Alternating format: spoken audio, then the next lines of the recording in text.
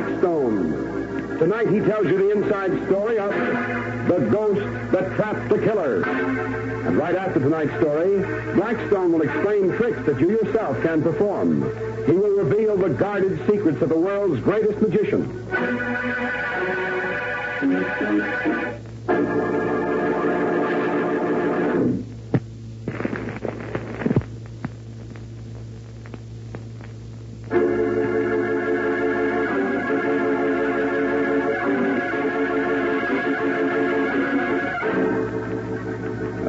To Blackstone's magical studio.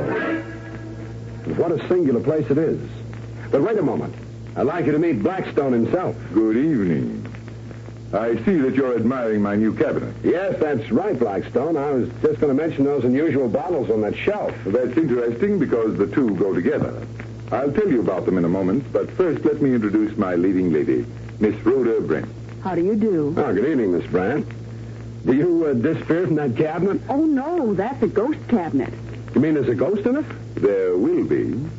Yeah, but where do you get the ghosts? Out of those bottles over there on that shelf. That's right. Would you like me to manufacture a ghost right now? Well, now, wait a minute. Will it be a real ghost? Parker Harley thought it was real when he saw it. Parker Harley? Yes, the first man who ever saw the ghost trick. It was one of my strangest adventures as a magic detective.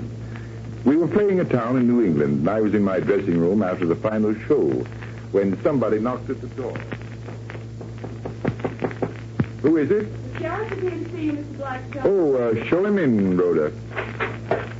Mr. Blackstone? Yes? I'm Sheriff Gates. How do you do? I want you to solve a murder. A murder? But I'm a magician, not a detective. Well, it's going to take a magician to crack this case. Oh, how's that, Sheriff? Because we know who the murderer is and why he killed his victim. And you know how he committed the crime? Yes, ma'am, we know that, too. Or we think we do. Only we can't prove anything. So that's why you need a magician more than a detective. That's right, Mr. Blackstone. It sounds interesting, Sheriff. Tell me the tale. All right, sir. It begins with old Hiram Saunders, who died last week. Why, I read about that in the local newspaper. Oh, I saw a picture of the queer old house with all the gables where Mr. Saunders lived. Yes, and where he died, too, miss. From taking too much of the medicine that Dr. Talbot gave him. Only it wasn't Doc Talbot's fault. Then whose fault was it, Sheriff? Well, I'm blaming Parker Harley, the caretaker.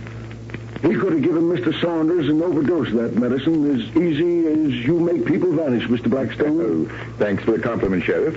But if Parker is the murderer, what was his motive? Money, that's one. Oh, but the newspaper said that Mr. Saunders died penniless. Well, that's what we thought, miss, until we opened the old cabinet up in his bedroom. Inside, we found a tin cash box with $5,000 in it. But if Parker was after the money, why didn't he steal it? Because he didn't need to.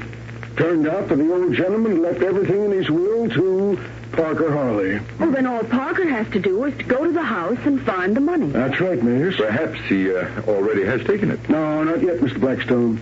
Right now, Parker's at the lawyer's office claiming some of Saunders' personal belongings. And is the key to the cabinet among them? That's right, miss. Parker won't waste no time using it either. Then we'd better start for the old house right now. Good. I got my car outside so we can get there ahead of Parker.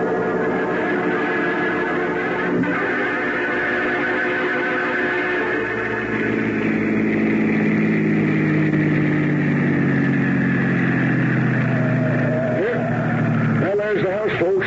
Oh, my, what a spooky place. Yeah, well, you may be right, Rhoda. That's what I'm going in to see about. Wait. I almost forgot something. Hand me that package, will you, Rhoda? The one I got at the drugstore.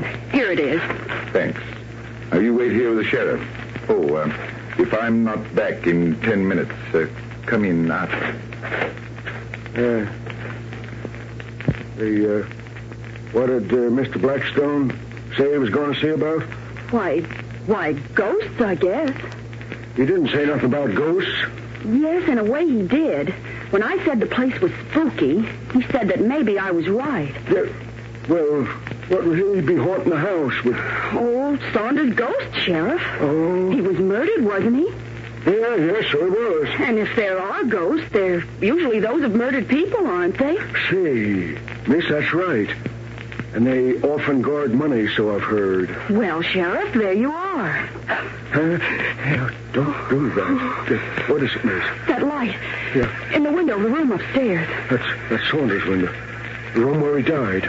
Oh, it's only a flashlight. Oh, drat it, then it's Parker. He got here ahead of us. No, it's Blackstone, Sheriff. Look, he's at the window. Yeah. I see him now. He's beckoning to us. Come on, let's go up. Oh, it gives me the shivers. Yeah, well, that's because it's chilly out here.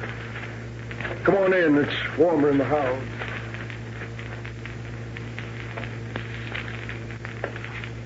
Come in, Sheriff. I set the trap for Parker. A trap? I don't see any trap. Well, you're not supposed to see it. Wait. I just heard something. So did I. Sounded like the front door. Turn off that flashlight, Sheriff. And listen. Yeah. Somebody coming up the stairs. Sounds weird in all this darkness. Hey, it's Parker.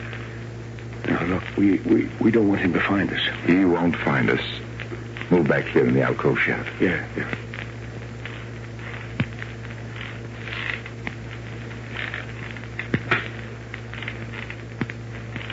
It's Parker. I saw his face when the match flared. But he isn't going to the cabinet. He will after he lights those candles on the table. See? He's stopping at the cabinet. Now watch.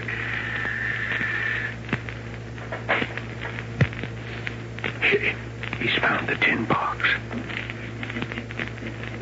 Look, he's putting it on the table. Look at the cabinet. The door is closing. Oh, shucks, that's nothing, miss. Just the kind that don't stay open, that's all. But there's something coming from it. Quiet. You don't want to disturb Parker or the ghost. Yeah, ghost. What ghost? Saunders' ghost, Sheriff. Don't you see it, Sheriff? Coming from the cabinet. Yeah, it is a ghost. Creeping out like a great big hand. Bigger than a hand, Sheriff. As big as a pair of arms. It's creeping closer to Parker. Now, it's as big as he is. Even bigger. And you can see right through it. Like a Like a ghost, Rhoda. Quiet now. There's Parker turning around toward the cabinet. No, go away. Go away. I leave the money. I don't want it. I don't want it. The ghost has got him. It's spreading all around him like it was a fog. Here's your box. Here's your box. Now, you let me go. Let me go. Now, truth. Now's the time to grab Parker. Only it can't because the ghost already has him. I confess I murdered your hand, Sergeant. You hear that? He's going to confess. He has confessed, Sheriff. I murdered you, Sergeant. For your money. Only now you let me go. Just let me go. Look, the ghost is fainting. You can take Parker now, Sheriff. All right, come along, Parker. You killed old Saunders.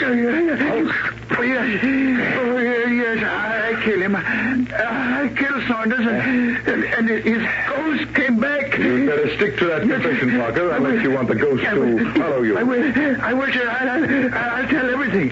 Everything I know, everything I do. Get me away from here. Glad to oblige you, Parker. I got a nice jail cell for you without ghosts.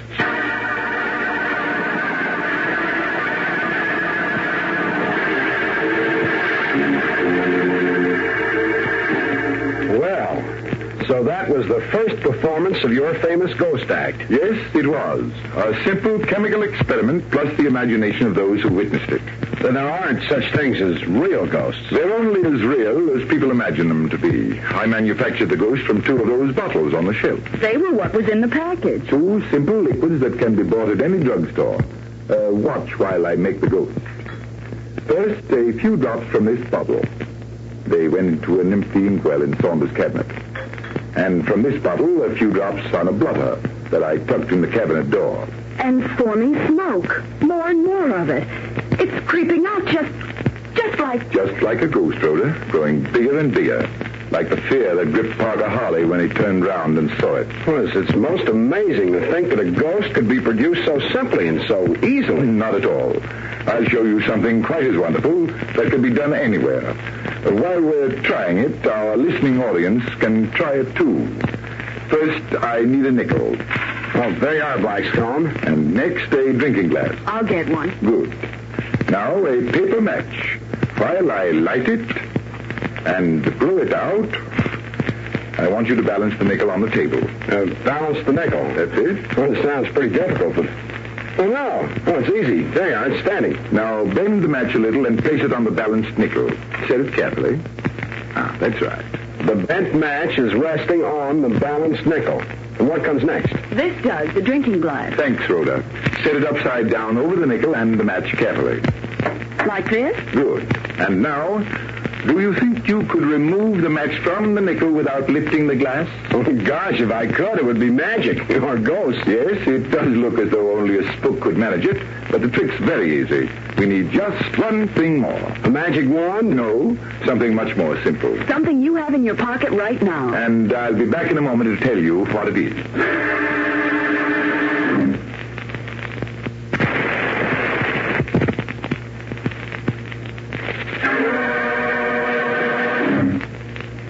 And now, Blackstone, that trick of yours. All right. Now, remember, I said there was something else that would help. Yes, but what is it? That comb of yours there in your coat pocket. Oh, you mean in this little comb I always carry? Mm-hmm, that's right. Give it to Blackstone, and he'll show you how the trick is done. All right, and here's the comb, Blackstone. Thank you. Now, wait a moment. First, run it through your hair to accumulate some electricity. All right. That's good. Now, move the comb slowly around the glass. I guess, huh? That's the way. Well, look. The match is turning, like the needle of a compass. That's right. And there goes the match, right off the nickel. Just as I said it would. There's some magic you and all your friends will enjoy. Just try it and find out.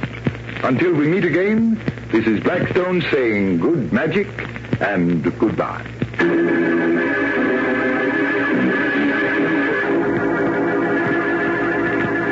Be with us the next time when Blackstone, the world's greatest magician, tells us the story of the reluctant buzzsaw and explains more tricks that you yourself can perform. Listen again to The Magic Detective with Blackstone, the world's greatest magician.